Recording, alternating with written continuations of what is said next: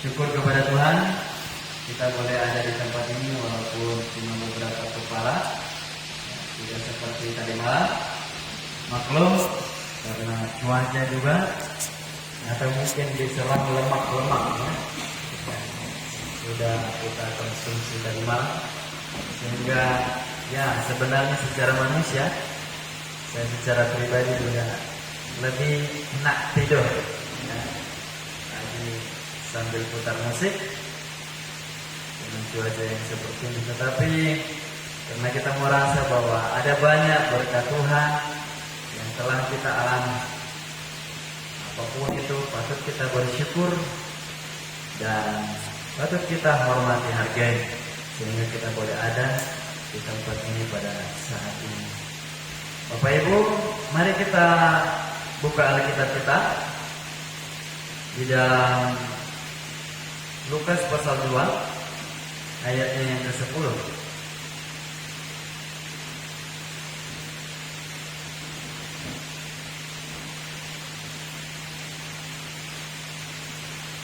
Lukas pasal 2 ayatnya yang ke-10.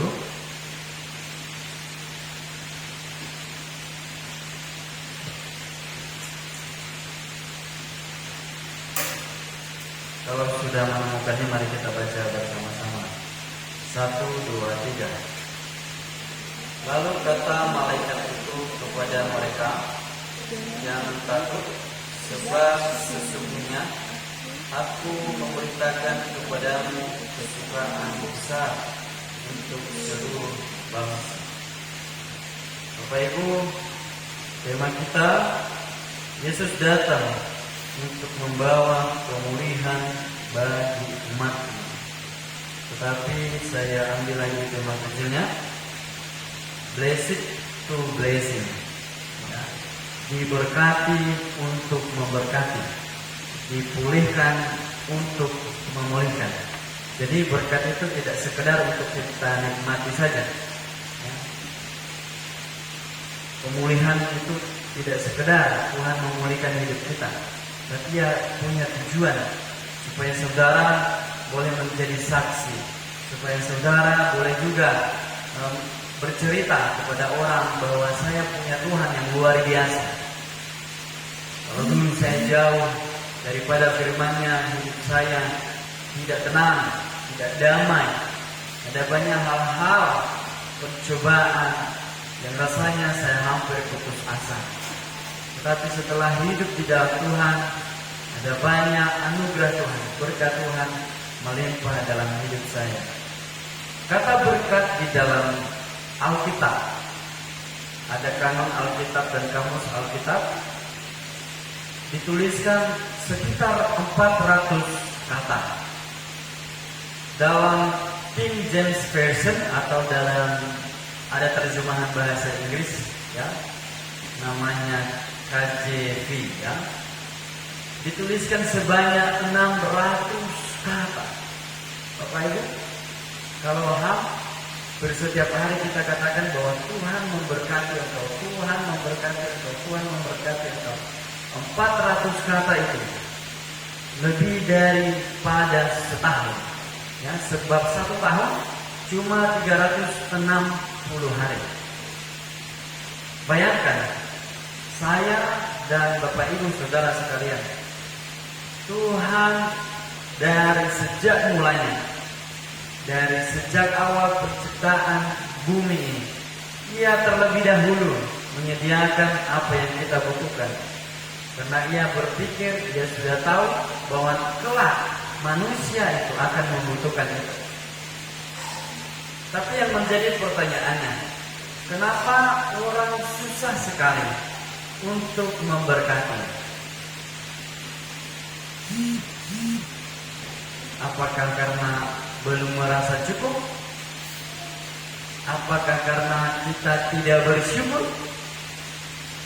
Apakah karena berkat yang kita dapat itu mungkin kita berpikir bahwa hanya secara jasmani, atau sebaliknya hanya secara rohani?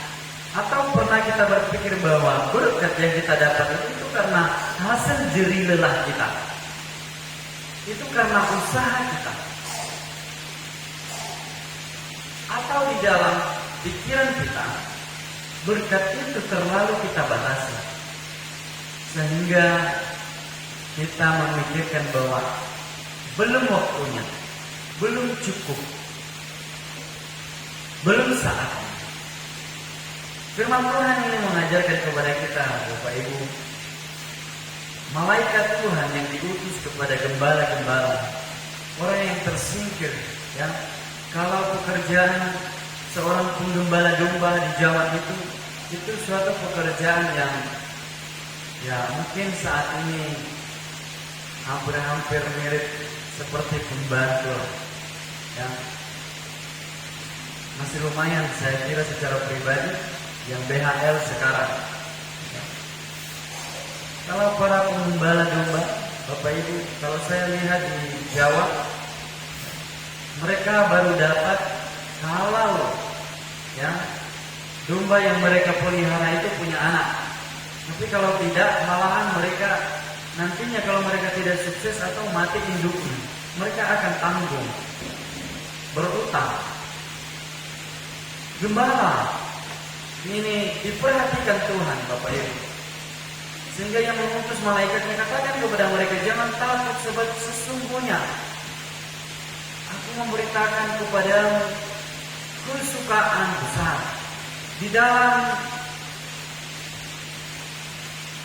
kitab lain, di dalam Yohanes pasal 16 ayatnya yang ke-24, kata kesukaan besar di situ sebenarnya dalam bahasa aslinya sama dengan kata itu.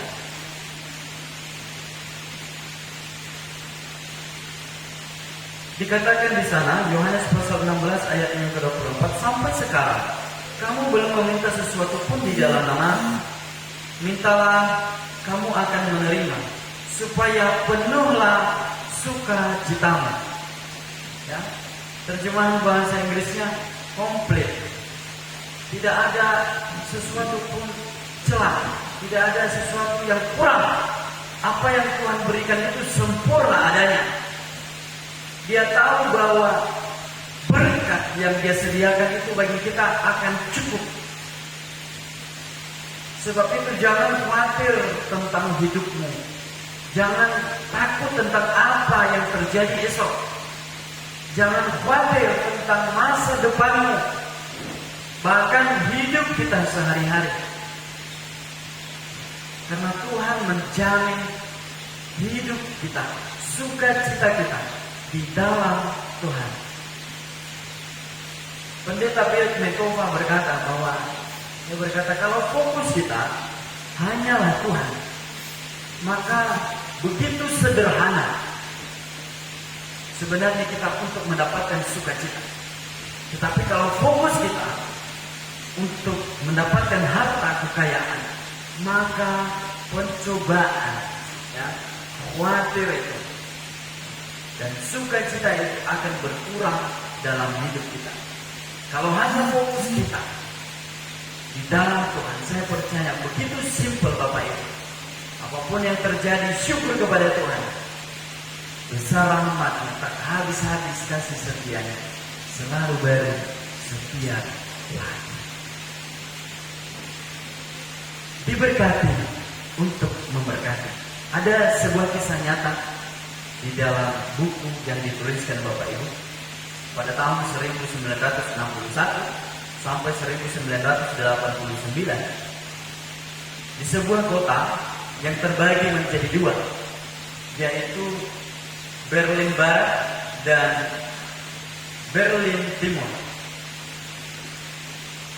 Di Berlin Timur ini ada sekelompok orang yang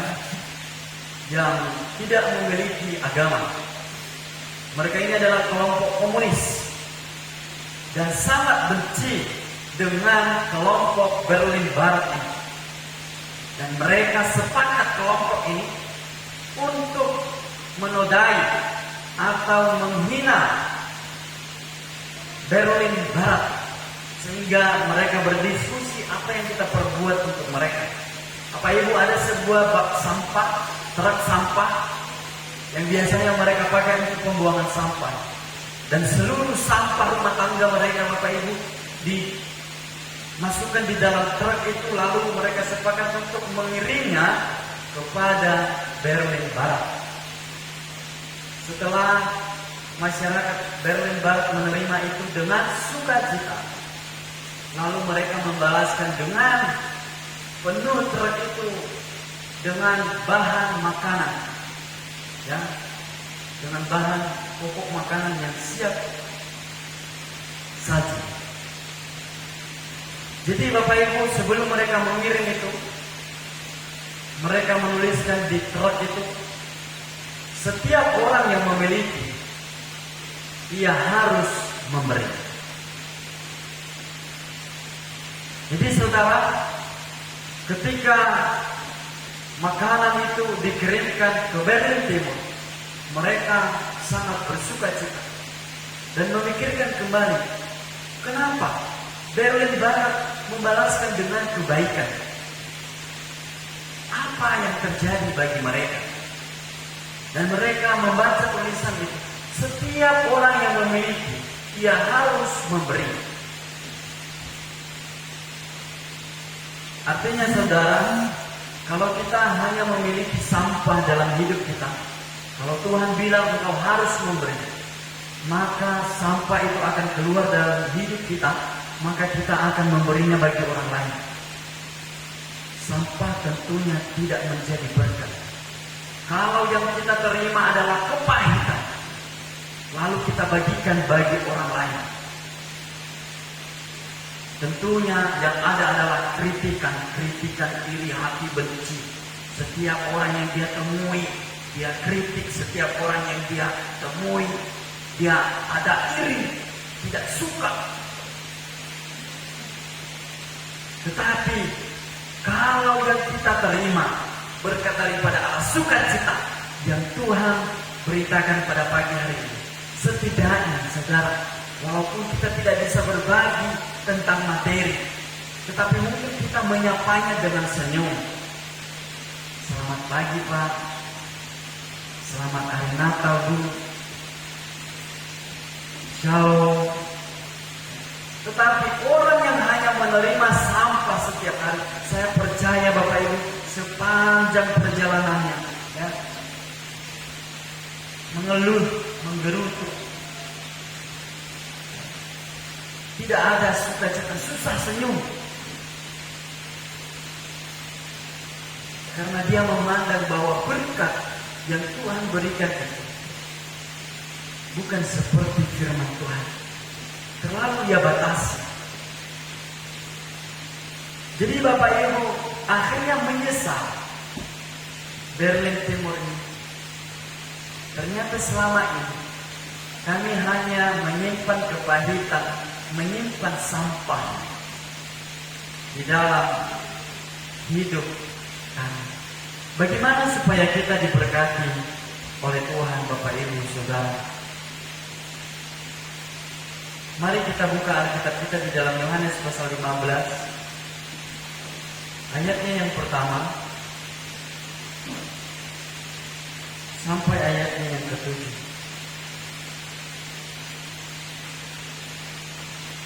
Yohanes pasal 15 ayatnya yang pertama sampai ayatnya yang ke-7. Satu hal yang Tuhan mau, supaya kita mau diberkati, dipulihkan, dan menjadi berkat bagi orang lain. Dikatakan di sana, akulah pokok anggur yang benar dan Bapakkulah pengusahanya. Setiap ranting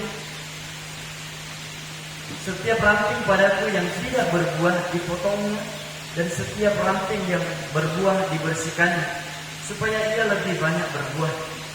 Kamu memang sudah bersih karena firman yang telah kukatakan kepadamu. Ingatlah, di dalam aku, tinggallah di dalam aku, dan aku di dalam kamu. Sama seperti ranting tidak dapat berbuah dari dirinya sendiri kalau ia tidak tinggal pada pokok anggur. Demikian juga kamu tidak berbuah jika kamu tidak tinggal di dalam aku. Akulah pokok anggur dan kamulah ranting-ranting. Barang siapa tinggal di dalam aku dan aku di dalam dia, ia berbuah banyak. Sebab di luar aku, kamu tidak dapat berbuat apa-apa. Barang siapa tinggal di dalam aku, barang siapa tidak tinggal di dalam aku, ia dibuang keluar seperti ranting dan menjadi kering, kemudian dikumpulkan orang dan dicampakkan ke dalam api lalu dibakar. Jikalau kamu tinggal di dalam aku dan firman-Ku tinggal di dalam kamu, mintalah apa saja yang kamu kehendaki dan kamu akan menerimanya.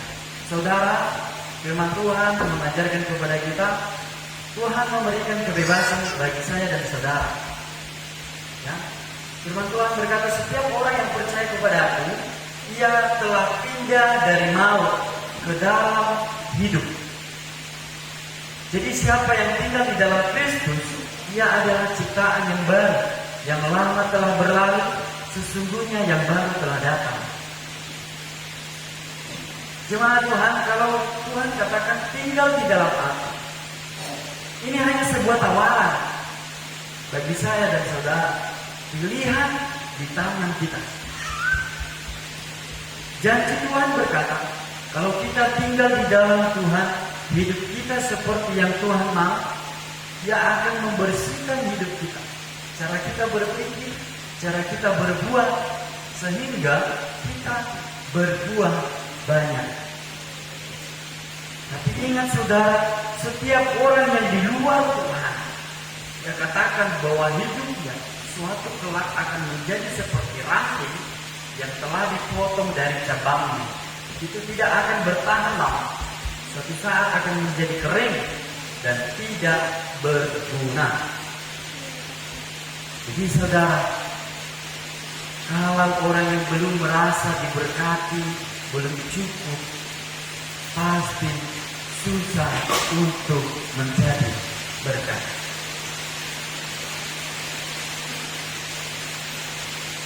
Masa kini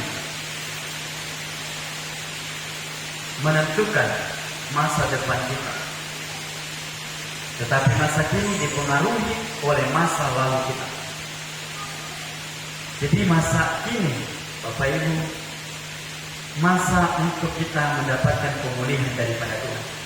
Tetapi ingat, ketika kita tidak sepenuhnya berserah kepada Tuhan, masa lalu itu akan terus menghantui kita. Kalau kita masih menyimpan kepahitan, masih menyimpan dendam, masih menyimpan iri hati, masih menyimpan kemarahan, masih susah untuk berbuat kasih, maka tidak ada pemulihan, tidak ada berkat Tuhan yang kita alami. Jadi Bapak Ibu Saudara, saya juga orang yang dulu menyimpan kepahitan, menyimpan sampah dalam hidup saya, sehingga selama saya sekolah, khususnya saya SMP dan SMK, hidup saya cenderung seperti sampah, troublemaker, di mana-mana suka membuat masalah. Tetapi setelah hidup di dalam Tuhan, ada banyak perubahan yang saya alami dalam hidup saya. Walaupun itu proses Bapak Ibu, bagaimana Tuhan menuntut memimpin sesuai dengan kehendaknya. Jadi biarlah sukacita Natal Bapak Ibu Tuhan penuhkan di dalam hidup kita ketika kita mendengarkan firman Tuhan. Ada sebuah kisah nyata lain lagi Bapak Ibu, di dalam sebuah retreat anak-anak sekolah minggu, mereka dibawa untuk perjalanan mission trip. Bapak Ibu Saudara, ketika rombongan anak-anak sekolah minggu ini turun dari dalam bis, mereka menuju objek wisata. Ada satu anak yang lahir cacat karena kesalahan seorang bidan waktu lahir. Dia terlalu keras menarik kaki bayi tersebut sehingga lepas daripada engselnya, dan dia mengalami cacat seumur hidup. Lalu anak ini menjadi kaki X Sehingga ketika turun di dalam bis itu Bapak Ibu, dia beberapa kali jatuh. Lalu teman-temannya mengangkat dia. Dan dia sangat bersuka cita, melontarkan senyum kepada teman-temannya. Dia mengucapkan, terima kasih, terima kasih. Lalu teman-temannya lari lagi, dan dia mengikuti dari belakang, jatuh lagi Bapak Ibu. Ya. Lalu teman-temannya menolong dia lagi. Lalu dia melontarkan senyum lagi, terima kasih, terima kasih. Sampai lebih 3 kali Bapak Ibu. Ya. Akhirnya setelah mereka selesai mengunjungi objek wisata, mereka kembali beribadah. Anak ini begitu bangga, begitu senang akan dirinya. Dia tidak malu, dia percaya diri. Dia duduk paling depan. Setelah itu pendetanya bertanya kepadanya, dia heran, ada apa? Kayaknya ada sesuatu yang berbeda dengan anak ini. Kenapa dia begitu semangat, sukacita? Padahal anak yang seumuran ini tidak kurang percaya diri dengan teman-temannya. Tapi dilihat Bapak Ibu Saudara, dia begitu sukacita. Sehingga setelah selesai khotbah, pendetanya bertanya kepadanya, "Nak, sejak dari tadi saya melihat kamu selalu semangat, antusias luar biasa. Dengan keadaanmu seperti ini, apakah kamu tidak pernah berpikir, kenapa aku dilahirkan seperti ini?" Lalu dia menjawab, tidak. Lalu dia berkata, apakah pernah kamu bayangkan kenapa saya lahir di keluarga papa dan mama seperti itu? Enggak. Alasannya kenapa Bapak Ibu? Dia katakan bahwa saya bersyukur saya lahir seperti ini.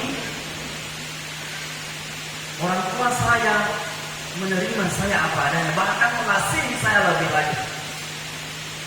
Saya bersyukur Tuhan menciptakan saya seperti ini. Saya tahu bahwa tidak ada rencana Tuhan yang gagal dan tidak ada satu kebetulan. Dan kalau saya sampai tidak dipulihkan, saya bersyukur saya memiliki Tuhan yang saya sembah saat ini. Lalu ditanya lagi kepada teman-temannya, kenapa kalian tadi selalu menolong anak ini? Mereka menjawab, tahu nggak Pak Pendeta, di dalam kelas kami, di dalam sekolah kami, anak yang paling baik satu-satunya adalah anak ini. Sehingga ketika ia berkali-kali jatuh, kami tidak tega melihatnya. Bapak Ibu Saudara, diberkati untuk memberkati. Apa yang kita punya, apa yang kita simpan dalam hati kita. Saya percaya kalau anak itu tidak mensyukuri apa yang Tuhan buat dalam hidupnya, pasti dia akan melakukan hal-hal yang merusak. Jadi pertanyaannya buat kita, pernahkah saudara berpikir, seberapa besar saya telah memberkati? Seberapa besar berkat Tuhan yang sudah saya terima dalam hidup saya? Biarlah melalui ibadah ini Tuhan memulihkan kembali pola pikir kita, cara hidup kita di dalam Tuhan. Barang siapa yang memiliki, hendaklah ia memberi dengan sukacita. Pernyataan tadi berkata bahwa setiap orang yang memiliki, dia harus memberi. Maka kita harus berhati-hati untuk menerima segala sesuatu yang datang di luar diri kita. Sehingga ketika kita berbagi itu kepada orang, boleh juga menjadi berkat bagi mereka yang menerima. Puji nama Tuhan, mari kita berdoa. Bapa kami yang ada di surga, Tuhan berkata bahwa supaya kami jangan takut, jangan kami khawatir tentang apa yang terjadi, tentang apa yang kami miliki, tentang apa yang kami jalani dalam hidup kami. Sebab kesukaan besar, sukacita yang penuh Tuhan telah Engkau sediakan baik di setiap kami. Bukan karena materi, bukan karena segala macam yang kami terima, tetapi ini berkaitan tentang kelahiran Yesus dalam hidup kami. Firman-Mu berkata, setiap orang yang diberi, kepadanya juga akan diambil. Setiap orang yang diberi banyak, kepadanya juga akan diambil banyak. Ya Tuhan, kalau selama ini seringkali kami menyimpan sampah, menerima hanya sampah, dan berbagi hanya sampah, ampunilah kami, biarlah karya Natal itu boleh nyata dalam hidup kami. Sucikan kami seluruhnya, agar hidup kami boleh berkenan kepada Tuhan. Saat ini Tuhan, pulihkan hidup kami, berikan, curahkan berkat-berkat-Mu dalam hidup kami, semua hal-hal yang positif tentang firman Tuhan, sehingga ketika kami berbagi bagi orang lain, mereka pun boleh mendapatkan sukacita, keselamatan daripada Tuhan. Terima kasih ya Tuhan, hamba-Mu berhenti berbicara, karena hamba-Mu percaya bahwa Tuhan akan melakukan jauh lebih lanjut daripada apa yang sudah hamba-Mu lakukan. Di dalam nama Tuhan Yesus kami berdoa dan bersyukur. Amin.